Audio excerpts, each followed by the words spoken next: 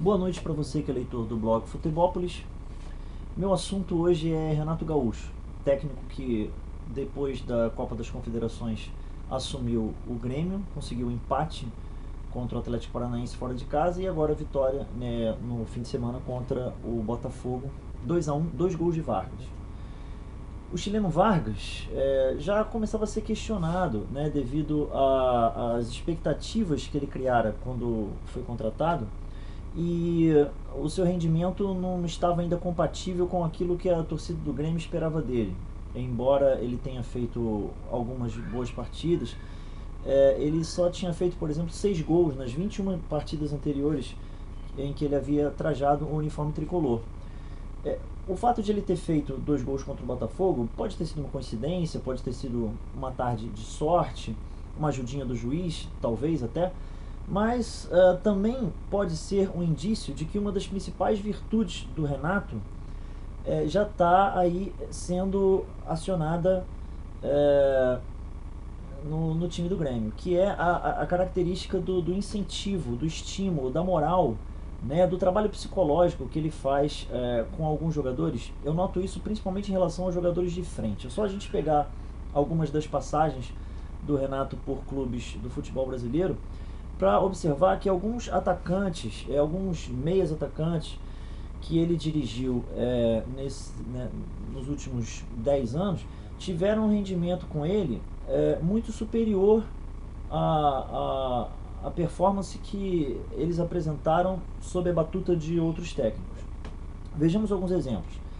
Pegue-se agora um exemplo de um jogador que no momento está em baixa, está indo para os Emirados Árabes, um pouco descontente até com o desempenho que vinha tendo recentemente, jogando por um clube do qual inclusive ele é ídolo, que é o Thiago Neves. Qual foi a melhor fase da carreira do Thiago Neves? A fase que pôde alçar inclusive esse jogador à condição de jogador capacitado para atuar pela seleção brasileira.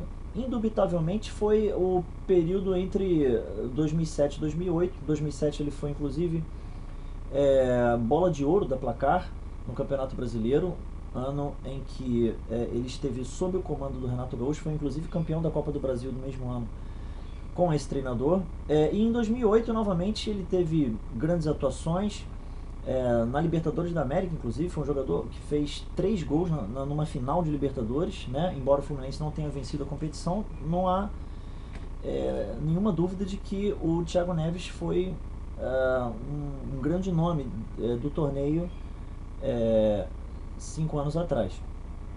E peguemos alguns outros exemplos. Quer dizer, o Thiago Neves, depois dessa fase exuberante no Fluminense, nunca mais foi o mesmo jogador, né? Isso é inquestionável.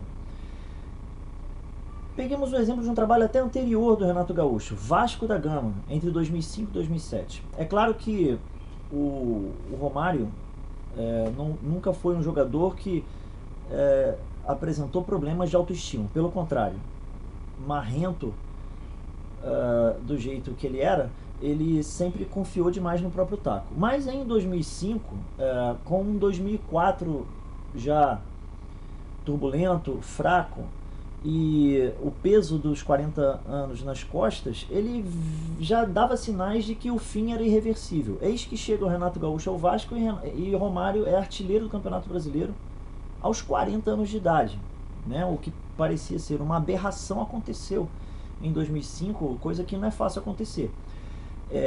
Outro exemplo desse mesmo ano, Alex Dias teve uma fase, certamente a fase, sempre fez muitos gols, mas no Vasco da Gama ele se destacou mais. Depois foi para o São Paulo com o Muricy, não fez grande coisa. Em 2005 ele teve ótimas atuações sob o comando do Renato Gaúcho. Ainda nessa época de Vasco, temos um exemplo excelente para comprovar essa tese de que o Renato realmente faz um trabalho psicológico que talvez não haja igual no Brasil. É claro que o técnico que a gente sempre pensa, né, como o técnico que lida bem com essas questões motivacionais é o Filipão. Mas eu vejo hoje e já há algum tempo o Renato como o melhor divã do futebol brasileiro. Pegamos o exemplo do Moraes, jogador que um meia assim ambidestro, jogador de grande qualidade, né, que poderia ter tido uma carreira muito mais vitoriosa caso não sofresse de problemas psicológicos mesmo. Há épocas em que o Moraes ficou deprimido, né? Recentemente ele chegou a pensar em abandonar o futebol, apesar de só ter 29 anos, né? Saiu do Atlético Mineiro, está no Criciúma agora e ficou um período parado. Se abatia muito com o peso da crítica, da pressão da torcida, tanto que ele saiu do Vasco em 2008, no ano do rebaixamento. Ele não ficou até o final da campanha, exatamente porque foi encurralado pela torcida, e a torcida cobrando demais desse jogador. Ele não tem o perfil de jogador que aguenta esse tipo de pressão, embora seja um jogador de técnica muito fina, né? Que poderia ter usado mais essas faculdades que o seu futebol apresenta para evoluir mais, até internacionalmente, porque houve uma época, inclusive, que o Moraes aventou-se a hipótese de contratar o Moraes no Bayern de Munique, exatamente quando ele estava vivendo essa fase excelente que ele teve no Vasco. Claro que foi apenas uma sondagem, mas houve, né? E foi justamente nesse período em que ele estava muito bem no Vasco. Foi o único período realmente muito bom do Moraes, né? Um período que ele foi comandado pelo Renato Gaúcho, um período que ele fez muitos gols, que ele arriscava muito de fora da área, um período em que ele jogou bem, né? E fez o Vasco quase chegar, mesmo com um time precário ali, quase chegar a Libertadores no Campeonato Brasileiro de 2006. Um outro exemplo desse mesmo time, Leandro Amaral. Leandro Amaral já havia passado pelo trio de ferro do São Paulo, Palmeiras e Corinthians, e havia fracassado nos 3 clubes. Isso depois de ter se tornado o maior artilheiro do Canindé pela Portuguesa, mas ele foi para a Fiorentina, enfrentou uma concorrência muito grande lá, não se adaptou, não conseguiu fazer sucesso na Fiorentina, e depois disso ele acabou tendo experiências ruins nos 3 grandes da capital de São Paulo, e chegou ao Vasco totalmente desacreditado, né? Como uma contratação assim daquele time que tem problemas financeiros e pega alguém em baixa para tentar conseguir fazer o seu futebol ressuscitar. E eu me lembro até de uma entrevista do Leandro Amaral dizendo, falando sobre a forma como o Renato o acolheu, a forma como ele incentivou o Leandro Amaral a voltar a ser um grande jogador. E o fato é que realmente em 2006 o Leandro Amaral voltou a aparecer, voltou a fazer gols e voltou a ser inclusive um atacante cobiçado por vários clubes, tanto que o Fluminense com a Unimed ficou ali várias vezes tentando contratá-lo, acabou conseguindo, teve até aquele imbróglio chato lá, Fluminense e Vasco, mas o fato é que o Leandro Amaral viveu outra vez, né? Virou um matador redivivo, um cara que havia no passado remoto jogado a Copa das Confederações, estava totalmente esquecido por baixo, e o Renato conseguiu recuperar esse jogador, né? E como eu disse, eu já vi na época entrevistas do Leandro Amaral falando sobre esse apoio incondicional do Renato ao seu futebol, que o fez crescer, né? E se tornar um artilheiro até melhor do que no início de carreira. Peguemos também o exemplo do Jonas, atacante do Grêmio. Um jogador que teve problemas com contusões no início da carreira, mas já se revelava um talento, um cara com vocação natural para o gol, mas que ainda não havia estourado até o ano de 2010, quando, depois da demissão de Silas, ele já havia feito é verdade que ele já havia feito um bom início de anos com o Silas no início de 2010, mas seu futebol só veio explodir mesmo, né? E ele fez realmente naquela campanha fantástica do Grêmio no campeonato de 2010, né? Com um segundo turno assim quase irrepreensível.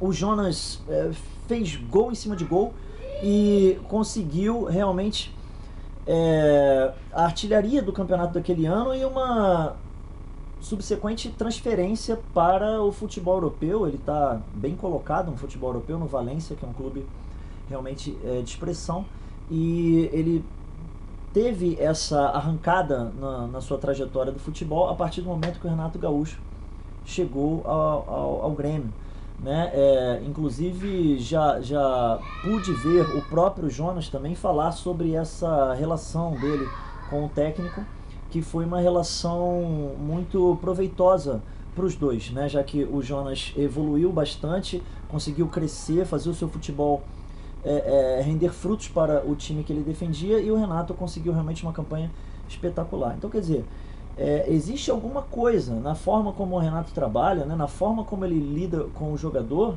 que faz os jogadores renderem mais do que renderam outrora, né? E acho que isso precisa ser mais estudado. Quando o São Paulo demitiu o Ney Franco, imediatamente eu pensei que o Renato seria uma ótima opção. É claro que o Juvencio talvez jamais pensasse no nome do Renato, por talvez imaginar que o São Paulo precise de um técnico de grife, né? Essa fama que às vezes até rende comentários pejorativos ao Renato, comentários injustos até, eu acho, de boleiro do Renato, né? Talvez não se encaixe no perfil que o Juvencio imagina aí como sendo o ideal para o São Paulo. Mas eu pensei no Renato. É claro que também a história do Renato com o São Paulo é meio complicada, porque em 97, se eu não me engano, houve aquela história da falsa contratação do Renato, né, em que ele afirmou que jogaria no São Paulo e acabou não indo, vestiu a camisa, mas acabou nunca jogando pelo São Paulo. Isso talvez dificulte um pouco o vínculo do São Paulo com o Renato Gaúcho. Mas o fato é que eu não vejo outro treinador no Brasil mais capacitado para recuperar um jogador como o Ganso, né? E para fazer também o Luiz Fabiano. Ele ainda faz alguns gols, mas em algumas partidas tem claudicado, né?